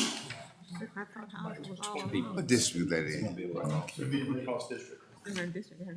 Community growing. Why are they putting in shared driveways? Why are they putting in shared driveways? I mean, 150 feet or more is a lot of road frontage. It's VDOT's recommendation because the lots are so close together. but they probably won't end up doing shared driveways, because I think the developer's gonna go back and make larger lots. Oh, okay. I was gonna say, you start sharing with somebody, it's kind of like getting Yeah, a you community talk- to you're talking all good chip in on gravel for a road or something.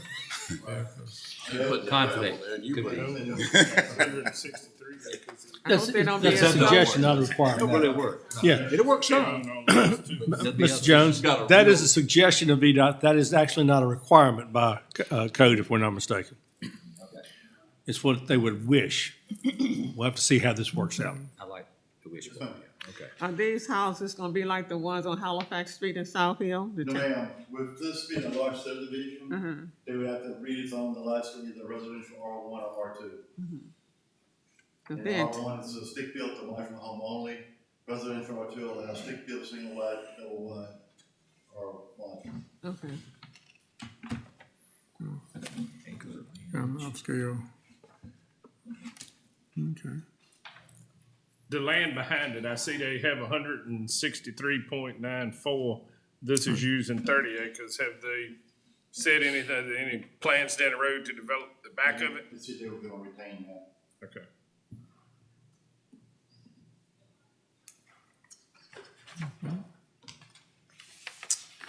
Any other question or comment? So the preliminary plan?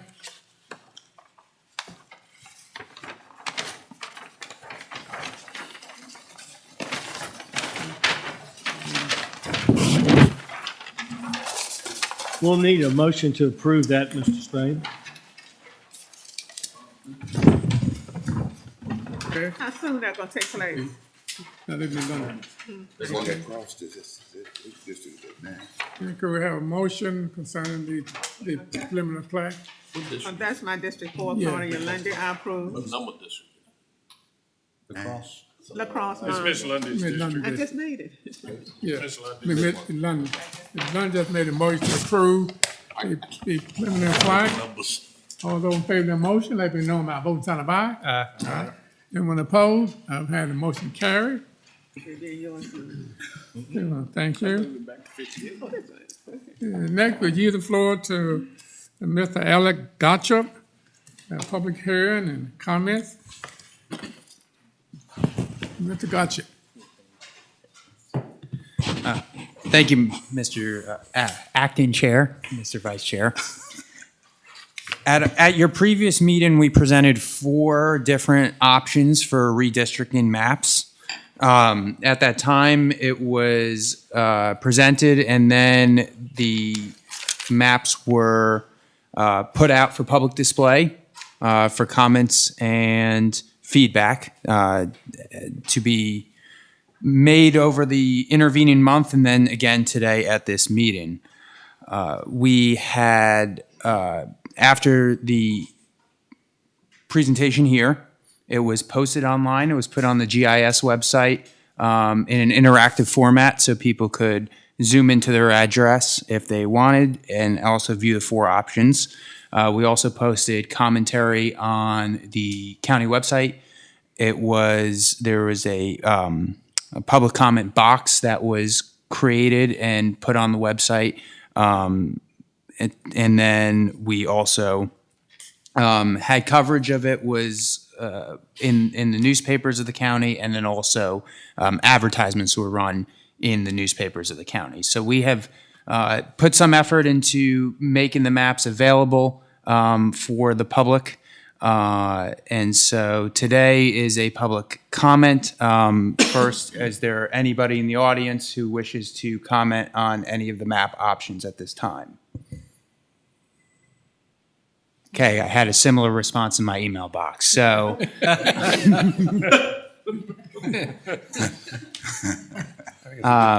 With that, I will turn it over to the board for any comments that may be coming from board members.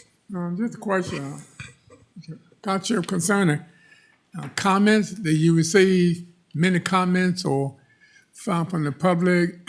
No. No. I had a comment from a woman named Jenny. Her last name started with W. She may be present in this room. Uh-oh. Step forward. But no, we did not receive any comments from the general populace. Okay. They trust them. We have to go to that website to interact. We can't do it off of this right here, right? You can do it on, Yeah. yeah, just go to the GIS website and it's right. That's what I said. You have to go to Yes, that website. yes, You yes. can't do it off of this. That's correct. Yep. But now we'll say that the site that's on the GIS is amazing.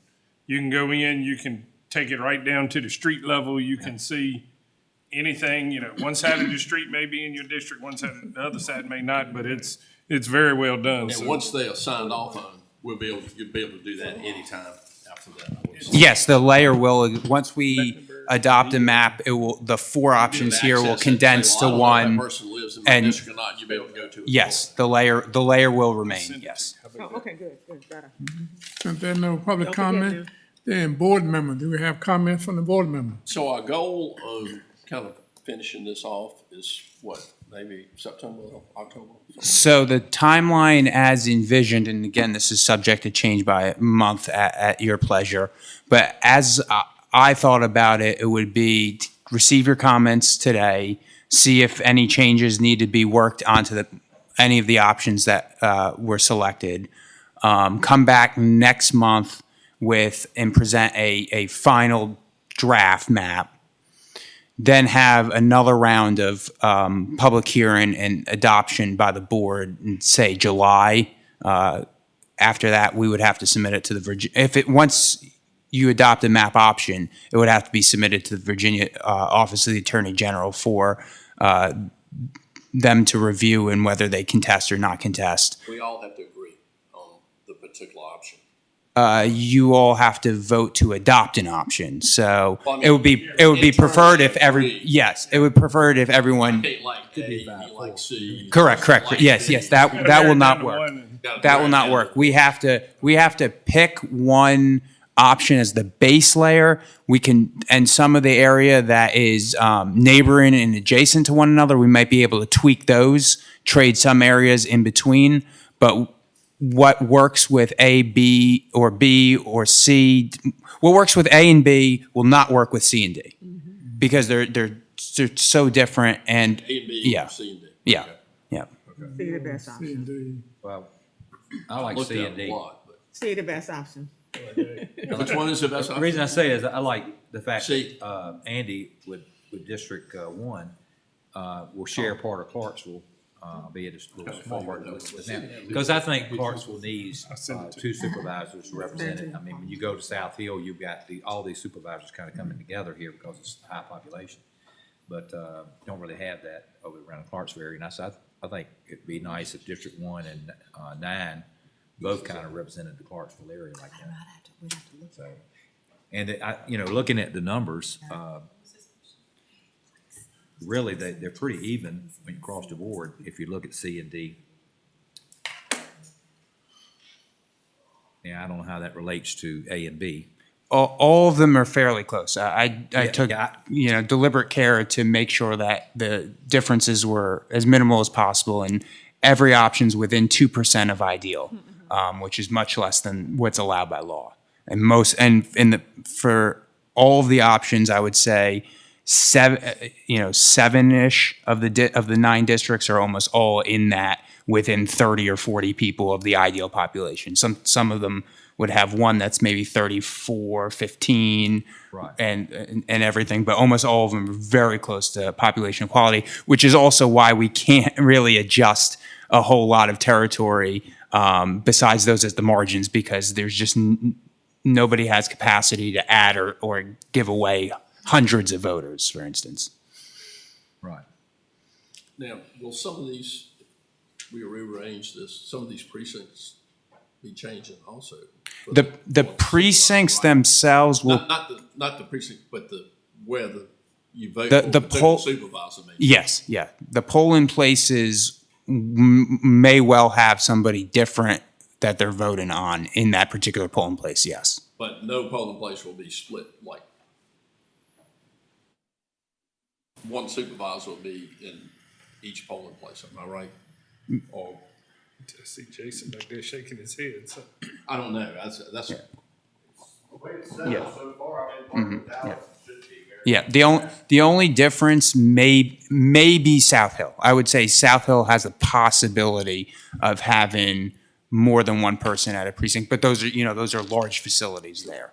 The rest of them, we'll investigate that further, but we don't envision that to occur, where you would go into this one polling place and have a line of people who are trying to vote in one district and a line of people to vote in a different district. That hasn't worked for us well there in the past. Yeah, I'm just trying to We've had that understand before, so we're trying to eliminate that because people invariably get in the wrong line. Yeah. And then they've waited 30 minutes to get up there, and now they got to go wait an hour over there. And they're usually not a happy camper, so we're going to try to keep that. Yeah. True. David, what do you think about A, B, C, and D?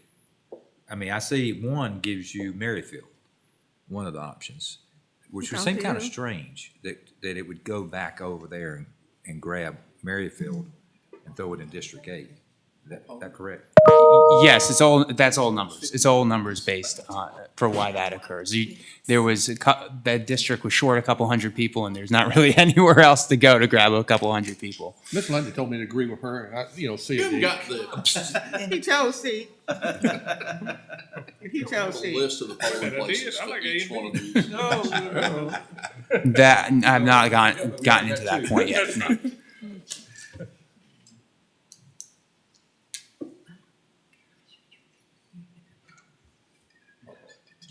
What's your spot?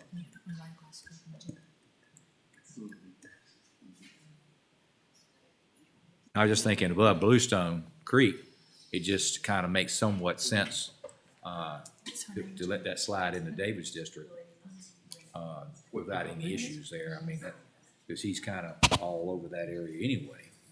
And so you're just tacking on a little bit on the side here by giving him You can tweet it.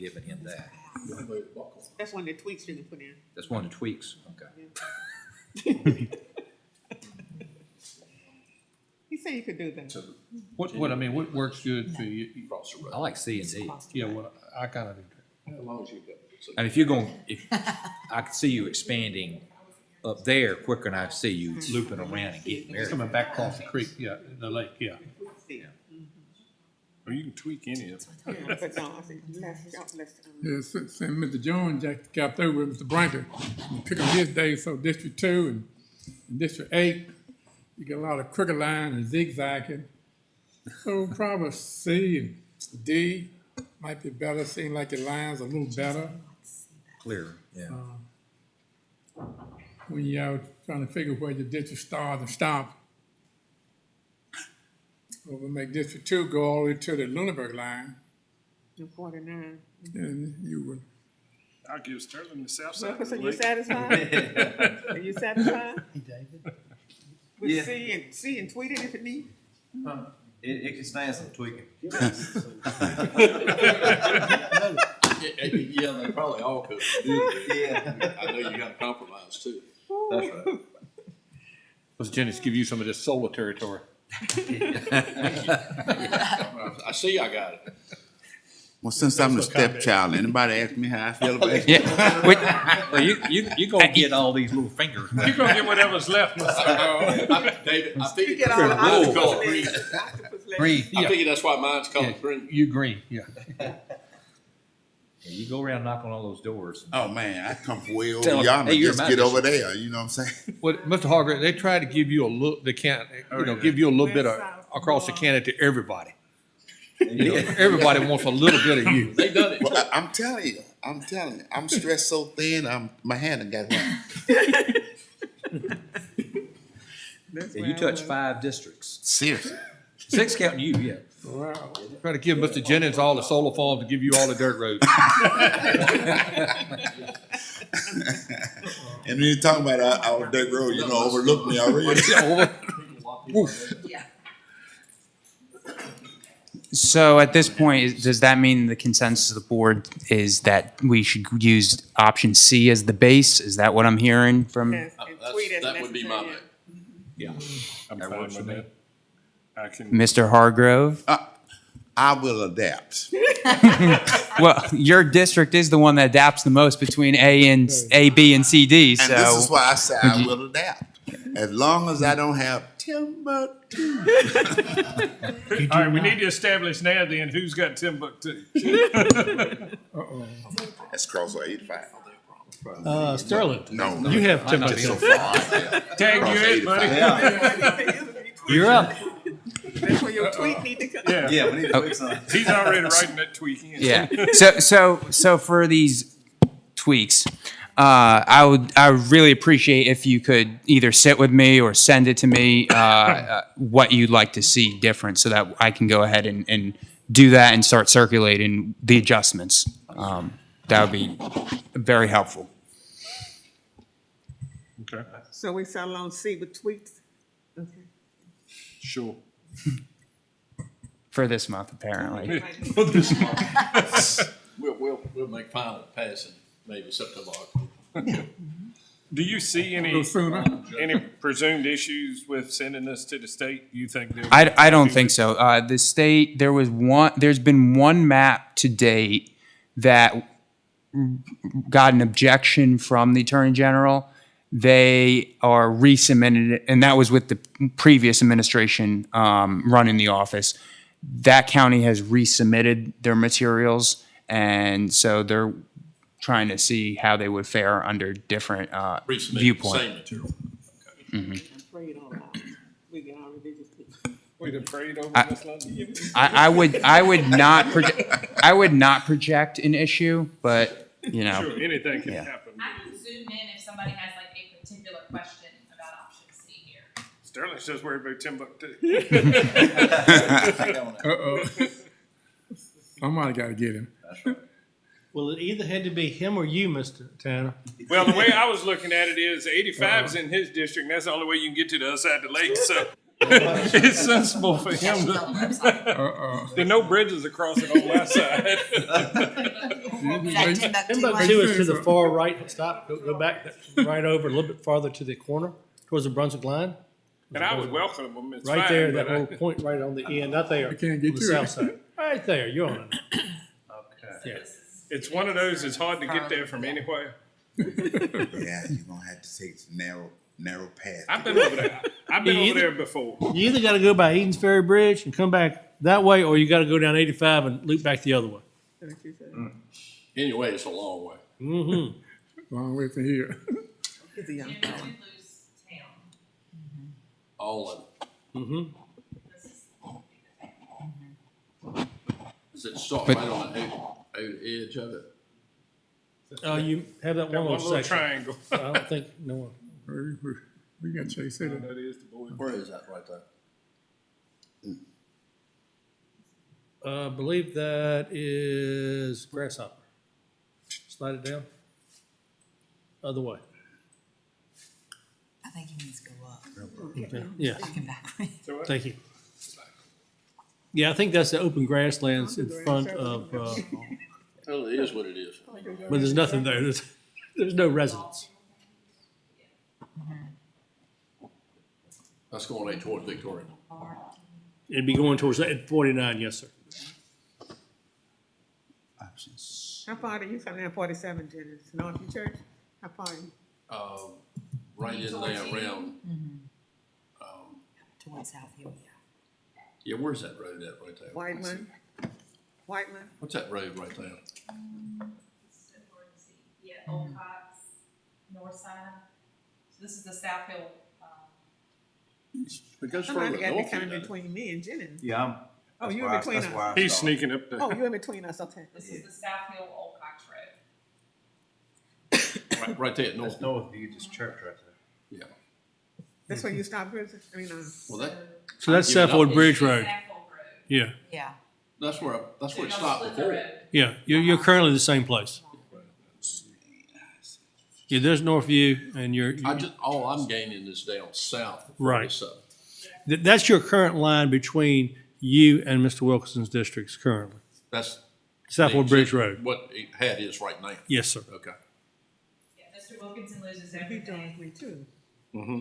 Yeah, he'll touch you. At Pleasant Grove No, Church, this somewhere one before he you get to keeps it. Pleasant This Grove one's Church. the one he keeps. Somewhere right in there. 47. Right, Alex? Yes. The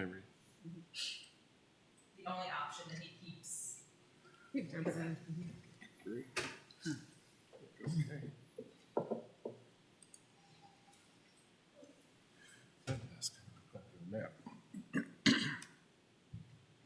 I'll have shut down to the meeting that's coming up.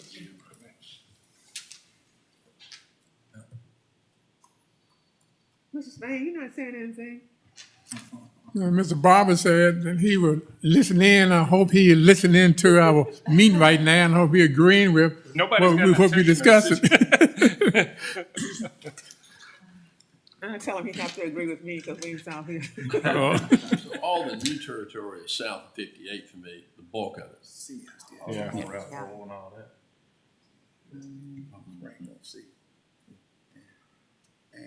didn't quite get to school, did he? All of it, no. I don't think he got to school. I think Sterling still got to school. On that one. Basketball area. Who picked the board? For the very edge of it. Dave, you picked the board? Mm-hmm. Okay. Dawn has the school, but Jim has across the street. Where is this? The school, the new school. He has it across. Oh, the new school, yeah. So District 4. I'll The start streets. speaking at first graduation. No. Did I pick up Church Road? What's the blue? Yeah, all Yes, of, you're blue. most of South Hill. I've been praying before. Yes, he does, sir. You got a campaign manager on yours. So this is where you live. Thank you. L.A. Thank you. 47 This here. is chapter. I know all about it, but I know what Virginia code This says, is you can't have chapter. but one. Okay, okay. This is your house. So I just have one side of Chapel Cove? Yes. Okay, all right. Can you pull up where I live at? You can't get there from See here. that? Gotta go back Timbuktu. Don't even have me on the map. We have a helicopter ride to get you there. Yeah. They're gonna have to start getting you a shuttle across the lake. I know, that looked like it'd be quicker.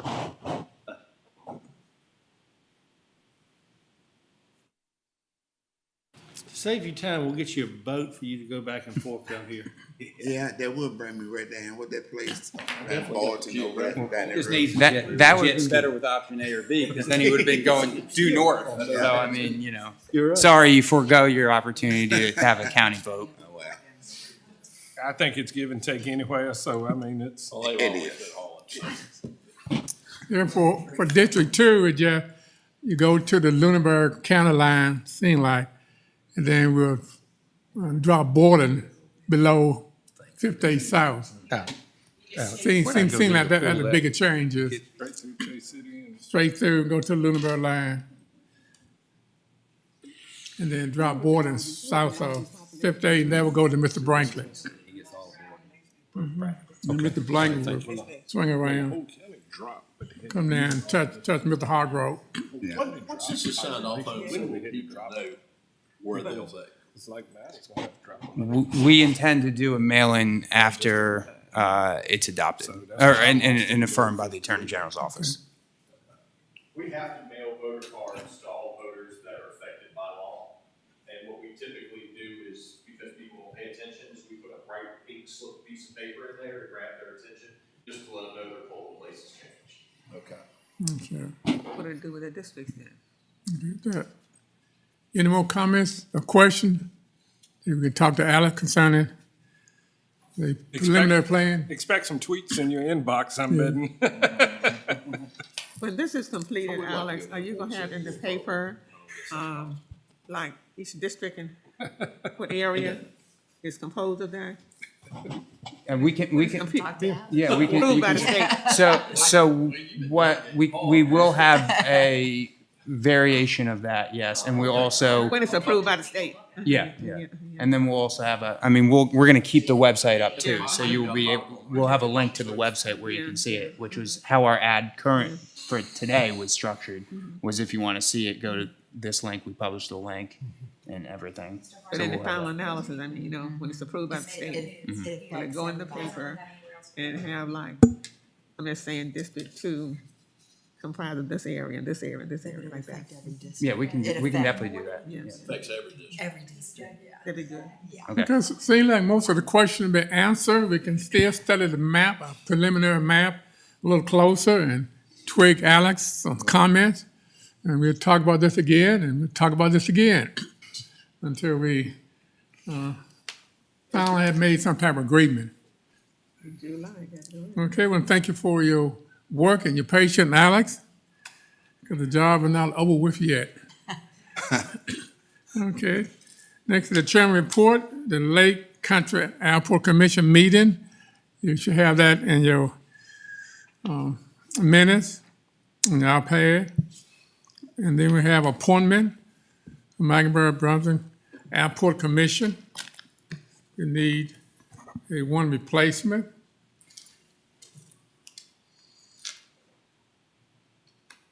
And I believe they recommend what Marty Lewis for that replacement, I think. Look at it. Mr. Chairman, I make a motion we approve that recommendation to put Marty Lewis on there. Okay, and motion by Mr. Tanner that we approve Marty Lewis for the replacement. The Lake Country Airport Commission, all those in favor of that motion, let it be known by voting sign of aye. Aye. Anyone opposed? I have it, and motion carried unanimously. Next is the Ag Development Committee. We'll yield the floor to Jim Jennings. You know, last month we talked about each person for each district appointing somebody to the Ag Committee. You know, I guess the best thing to do is just let everybody tell who it is today if you have one, and maybe you can get some biographical information on this person before we have a meeting in the next couple of months. So I'll go first. I'm going to keep the same appointee that I had, who was Irvin Matthews in my district. And Judy or Jenny, y'all could record these, and then we'll go from there. Okay, Mr. Mr. Hargrove. In District 1, I talked to Mr. Mark Moody. He's in my District 1, and I'll try to get a bio. I will get a bio from him for the next meeting. District 6 is Mark Warren. Chuck Nelson, District 9. Okay. Bill McBride, he represents District 2. Mr. Moody from down in Bracy was the person that was on the committee. I spoke with him, and he said that with his age, he just wasn't willing to continue on it. So I reached out to Mr. Chris Reamy from down on Hall Road, and Chris is willing to serve, so that's the name I'll be putting forward. Ms. London? No, I didn't seek it. I did not seek a person. Okay. Franklin? Mark Brinkley.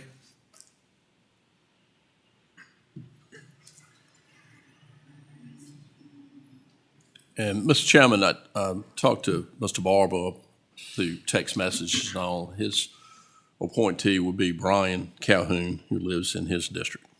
Okay.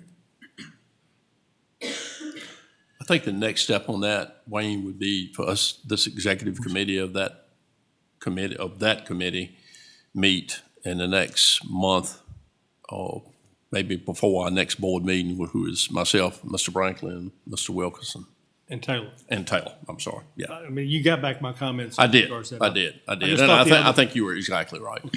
All right. So that was too big, and we narrowed it down to those 4 people. So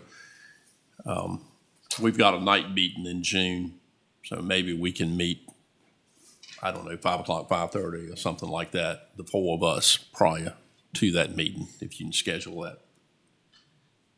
Jim, do you have the bio that was Chuck Nelson presented?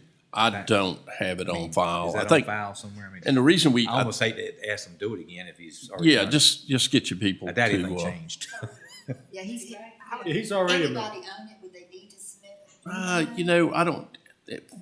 He's already on it.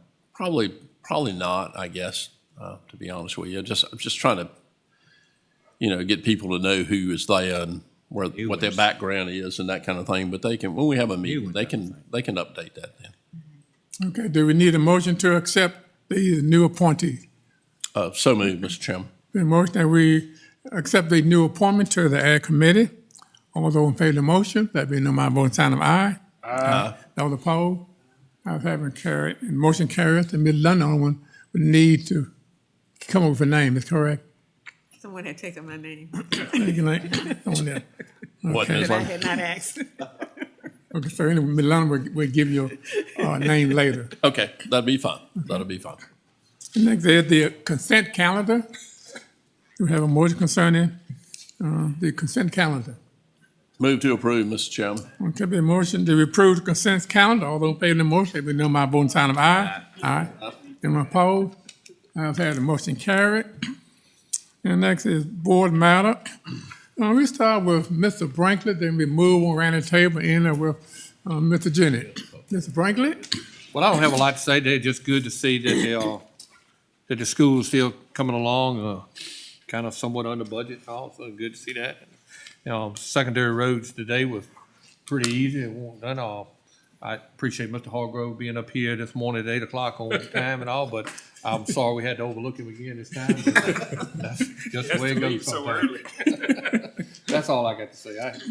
Okay, thank you. Ms. London? Yes, I'm glad we are continuing with the 6-year plan, the road, and not changing anything. And I would like to thank Mr.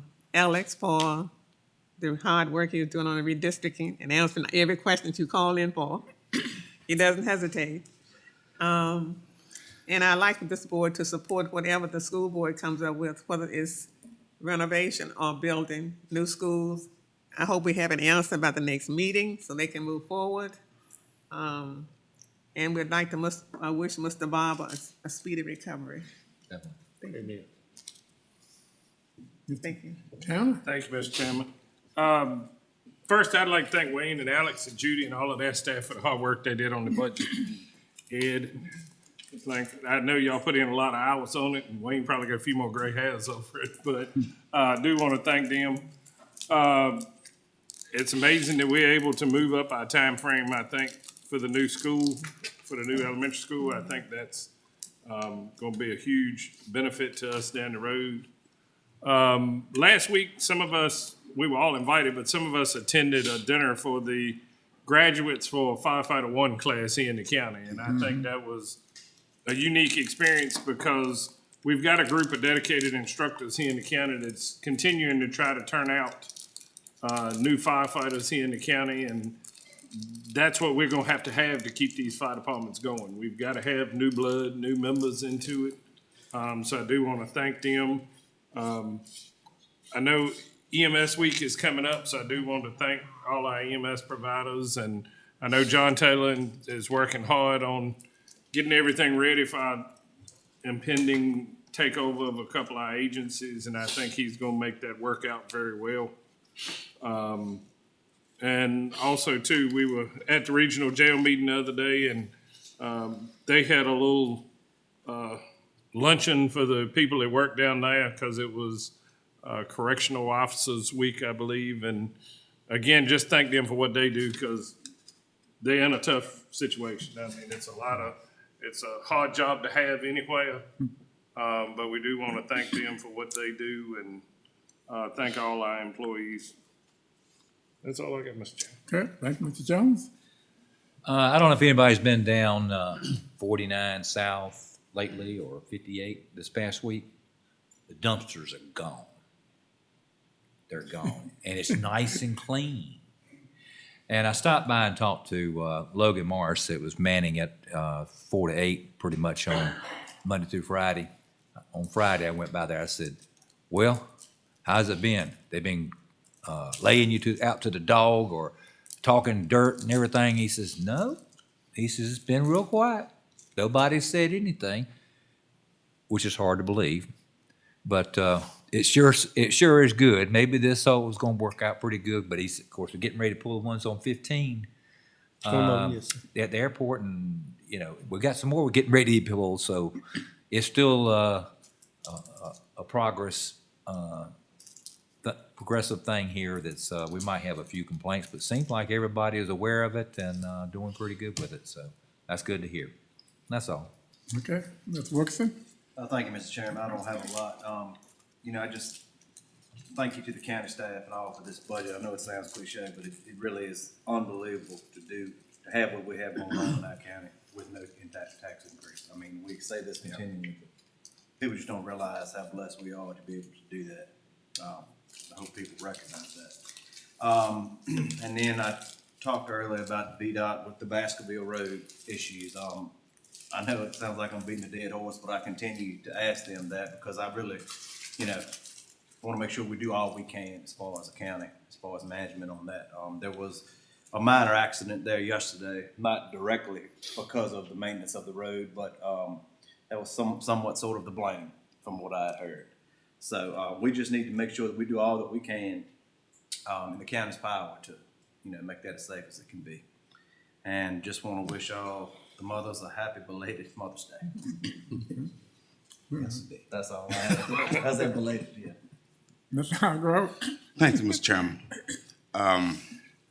Mr. Brinkley told me I should have stayed at home because he overlooked me.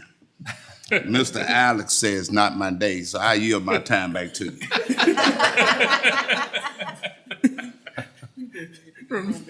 Mr. Jenny? Mr. Chairman, one thing you when you go last, everybody's already said everything that you wanted to say. So, but I'll just underscore it. I can't thank the staff in this county enough for the budget they come up with, and Sandra and Ed, Wayne, Judy, Alex, all of y'all did a superb job as always. It's just, we're blessed, as everybody said, to have y'all in those positions and everything. Glad the school is going like it's like it should, and possibly be in a budget positive situation here. So that's all good. That a lot of things going on in this country. I think the worst thing right now is this inflation, the energy prices that are going on. I don't know what we can do about it, but when you see a road tractor going down the road, it costs that truck $1 a mile just for fuel. Just for fuel. That's not counting paying the driver, paying the truck, paying the insurance, paying the tires. $1 a mile just for the fuel. And that's what they used to charge you for the freight. Yeah.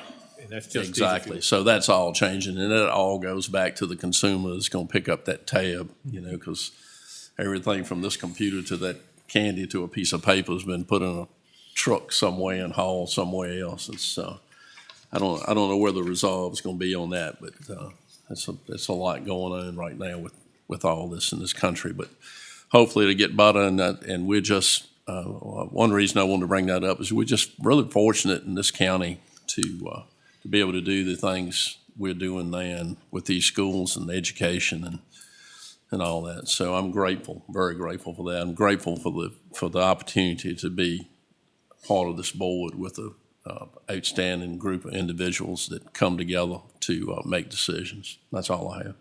Thank you, Mr. Jenny. Yeah, I do feel blessed to be part of this board. And we thank the staff for so much going on in the county, but we also want to thank the sheriff department for we feel safe when the gun is in the back and he's awake. I used gun at the last meeting. Everybody. I didn't say that. and fire protection.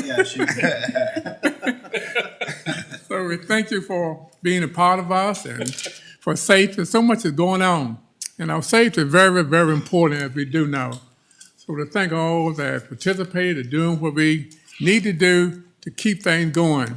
Proud of the Commissioner of Revenue, the Treasurer, and the school board, to be a part of a successful county, the envy to the county around us. So now, we would need to go into closed session to discuss a real estate matter. We also have a legal matter also to. And a legal matter also. Can we have a motion? So moved, Mr. Chairman. Motion to go into closed session to discuss these two legal matters. Although I'm taking the motion, they've been known by voting sign of aye. Aye. For the poll, I have it, we in closed.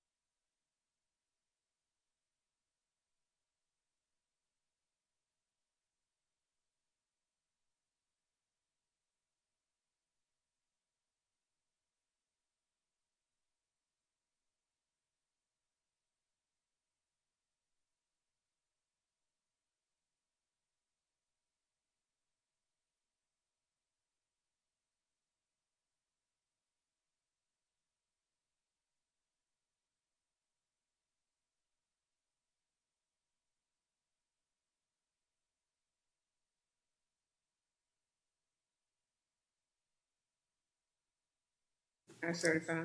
Okay, motion to certify the open session. All those in favor of the motion, no by voting sign of aye. Aye. Anyone opposed? Ayes have it. Motion carried. And legally in open session to deal with one issue, and that is the settlement. Mr. Slayton, will you? Yes, sir. There's a suit pending in Motion. Circuit Court, GS Virginia versus the county. A settlement of it has been negotiated by your lawyers. We are recommending to you that you adopt a settlement resolution to which is attached and incorporated a longer, more comprehensive settlement agreement. Our recommendation is that you approve the resolution. Okay, could we have a motion? So move, Mr. Chairman. Motion by Mr. Brank that we approve of the settlement recommendation by our lawyer with regret. All those in favor of that motion, let me know by voting sign of aye. Aye. When opposed, I'll have it. So staff, y'all can run with that with regret. On to the next. Okay, then now that concludes our meeting, and we will meet again, what, on the 25th? 18th. On 18th? At 7 o'clock. At 7 7 o'clock o'clock. for the public hearing. Right here, next Wednesday. 7 o'clock. 18th? All 10 public minutes hearing. up. 18 and the 20. Then she'll email. Okay? Have a good day. Alex, how long will y'all?